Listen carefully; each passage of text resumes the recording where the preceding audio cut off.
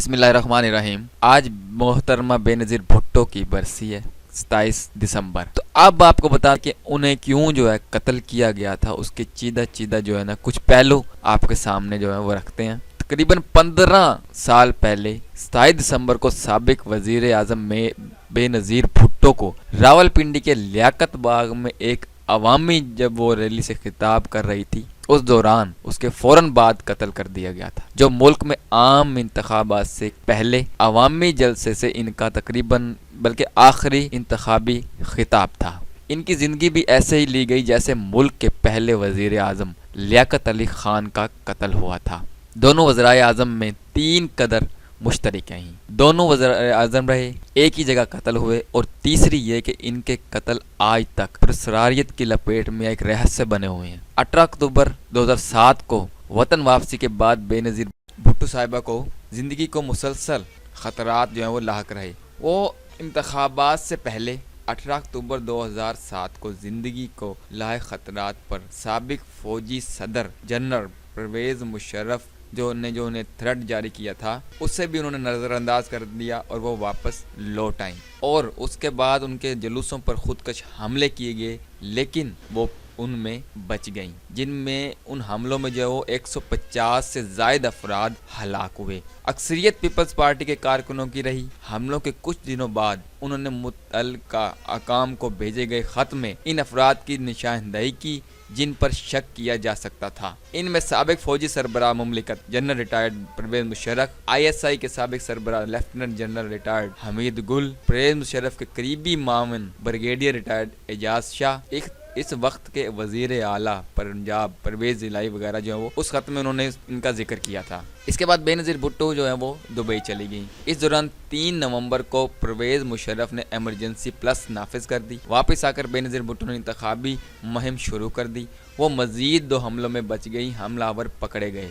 ایک پشاور میں گرفتار ہوا، وہ واردات کرنے جا رہے تھے لیکن پکڑے گئے۔ اب 18 اکتوبر 2007 کے حملے کے بعد بے نظیر جو ان کی سیکیورٹی ٹیم بھی تبدیل کر دی گئی۔ سیکیورٹی کی ذمہ داری جو ذوالفقار مرزا سے لے کر رحمان ملک کو دے دی گئی، اور جس دن یہ سانحہ ہوا، بے نظیر نے اس وقت کے افغان صدر حامد کرزئی سے ملاقات کی، جنہوں نے خود بھی بے نظیر کو قتل کی سازش سے آگاہ کیا۔ اس کے باوجود انہوں نے اپنے منصوبے پر جو عمل پیرا رہنے کا فیصلہ کر دیا، جیسے آج کل عمران خان نے کیا ہوا ہے۔ پولیس اور انٹیلیجنس اداروں کے علاوہ خود ان کی ٹیم نے سیکیورٹی فراہم کرنی تھی، لیکن لیاقت باغ میں سیکیورٹی کی ایک سنگین خلاف ورزی کی گئی، جہاں داخلے اور اخراج کے گیٹس پر سیکیورٹی کلیئر نہیں کی گئی، جس سے حملہ آور کو لیاقت باغ میں داخل ہونے اور بے نظیر کی گاڑی کے قریب تک جانے کا جو وہ موقع مل گیا۔ جب وہ جلسے سے خطاب کے بعد نیچے اترنے لگی تو ان کے دائیں اور بائیں کوئی سیکیورٹی اہلکار موجود نہیں تھا۔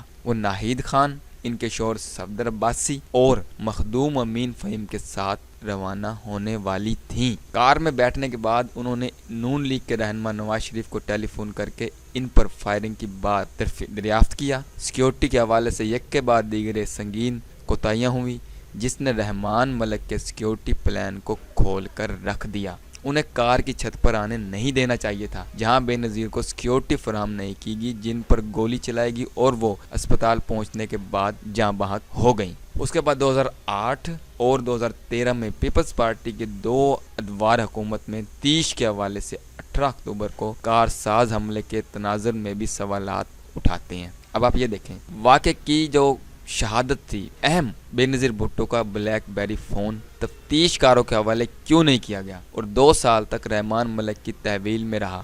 GIT کے رکن راؤ انوار نے کہا کہ اسی وجہ سے انہوں نے GIT پر دستخط نہیں کیے، اور آپ کو یہ بھی بتا دیں کہ 9 ماہ میں ان کے خلاف تحریک عدم اعتماد بھی لائی گئی، جو مبینہ طور پر سابق صدر غلام اسحاق خان کی ایما پر پیش کی گئی، بعد ازاں بالآخر برطرف کر دیا گیا، اور 1990 کے انتخابات میں دھاندلی ہوئی۔ یہ بات جو ہے بعد میں ثابت ہو گئی، اور مخالفین میں رقم بھی تقسیم ہوئی تھی، جیسا کہ عمران خان صاحب کہتے ہیں، جو ان کے وہ رجیم چینج آپریشن میں جو خریدے گئے تھے لوگ، جو سائفر آیا تھا، جو یعنی کہ یہ رجیم چینج آپریشن ہوا، اور 1993 میں بھی بے نظیر بھٹو کی حکومت کو آئینی مدت مکمل نہیں کرنے دی گئی۔ ان کے ہی صدر فاروق لغاری نے انہیں وزارت عظمیٰ سے فارغ کر دیا۔ بے نظیر نے خود کو بتایا تھا کہ وہ روز اول سے ہی ان کے لیے قبول نہیں تھیں۔ ان کے خیال میں عورت کو حکومت کا سربراہ نہیں ہونا چاہیے۔ فوج میں بھی ایک طبقے کو ان کے ذوالفقار علی بھٹو کی بیٹی ہونے پر تحفظات تھے، کہیں بھٹو کی پھانسی کا بدلہ نہ لیں، لیکن جنرل حمید گل نے ایک انٹرویو میں بتایا تھا کہ وہ بڑی محب وطن اور انتقامی جذبات کی